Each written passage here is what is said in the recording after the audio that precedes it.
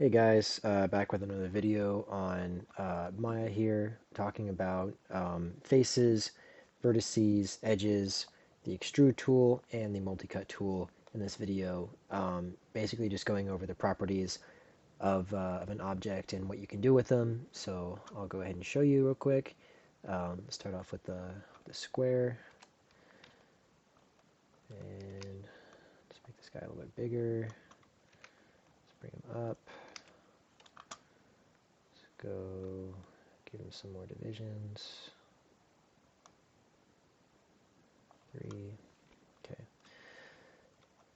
So the first thing that I'm going to show you is if you right click and hold on an object, you can see all these different options show up and then this whole menu right here. You don't have to worry about the whole thing right now. I'm going to be teaching you guys about faces, vertex, and edges, and then object mode as well. Object mode is what you've been working with so far. It's just the basic mode of just selecting stuff and moving it around and using the translate, rotate, and scale.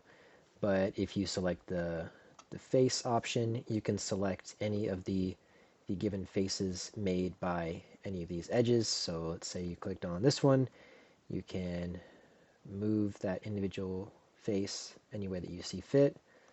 You can move this one,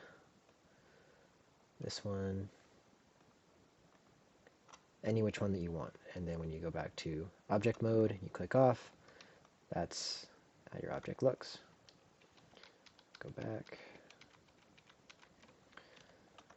And then if you go to edges, you can do the same thing. You can select an individual edge and pull that one out.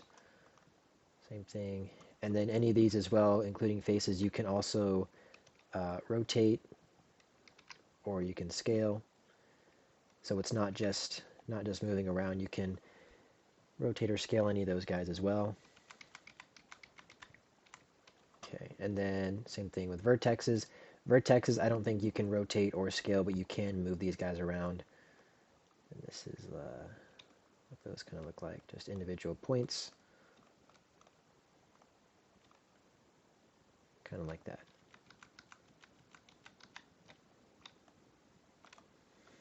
So those are the three basics. So then what we're going to do is I'm going to show you guys how, how to use a tool called the Extrude tool.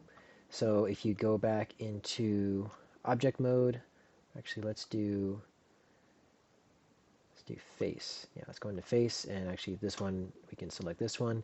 And then if you go to edit mesh, extrude, you'll get this little window popping up. So I think the only ones that you need to worry about for right now are thickness and offset.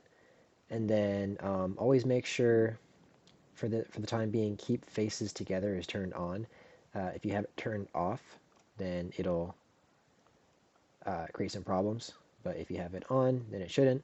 But as you can see, if I pulled on the arrow, then it extrudes the face and creates some geometry based off of the previous object. And then I'm going to hit the G key to repeat the same action. And then that creates another face right on top that you can then shrink down, then hit G again, and then you can just keep going until you have a cool shape that you like. So with these thickness and offset, offset is the size of the face. So if you want to make it bigger or smaller, I usually just after I say do the extruding action, if I want to make it bigger or smaller, I just go right into scale and just make it bigger or smaller. I feel like I have a better control of it that way. Let's see. And then thickness is the forward and backward movement of the object. So if you want to bring it forward or backward, I again just use the tool here, the tool here, or I just use the translate tool. I feel like that's a little bit easier to place it exactly where you want. But that is how you use the extrude tool. And I could probably show you with a sphere as well. It's a little bit different because this can apply for any other faces or vertices or edges, anything like that. Um, so if you go in here and you select, let's say you select multiple faces, you just wanted to make some sort of shape with that, edit mesh, extrude, and you could pull those out. And then here, actually, this is a better way to show you the keep faces together. If you turn that off, it would create separation in between all these different faces. So if you wanted to maintain one specific shape, then you would keep it all together.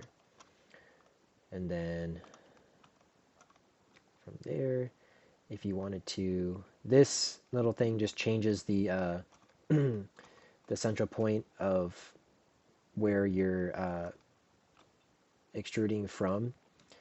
So say if I wanted to scale all of it down and push it closer together, I could do that and make it that sort of shape.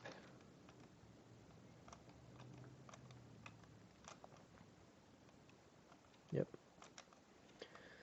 So then another tool that I'm going to show you guys how to use is the multi-cut tool.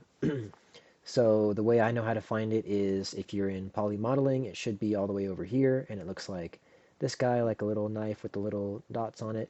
If you click on that, and then actually let's select an object first. If you go into object mode, and then you select the multi-cut tool, you can create vertices along an edge. So you can't click on an edge and it creates one, and then if you click on another one, it creates another one, and you can keep going to create an edge, just like that. So say you wanted to extrude a very specific part on an object, you could just, use the multi-cut tool, create an edge, and then that way you can extrude. Say you wanted to just extrude just this face, then adding an edge with the multi-cut tool would be a good way to do that. But typically you don't want to do it without completing it, so if you wanted to make an edge loop all the way around the object, if you hold down Control, it'll create an edge all the way around for you, kind of like this, which is a cool little feature.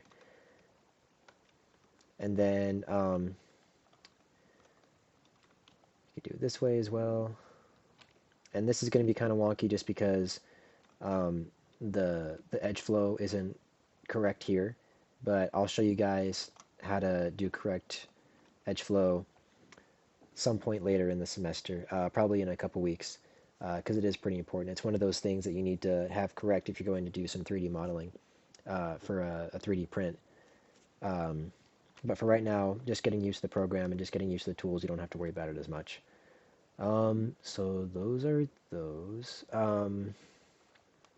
I guess I can talk about more stuff in other videos. I don't want to overload you too much in one video. But yeah, that's all the properties of an object, and then those two tools. Hopefully that gives you some more insight on how to make some cooler stuff in Maya, and I hope to see some of the stuff that you guys make soon enough.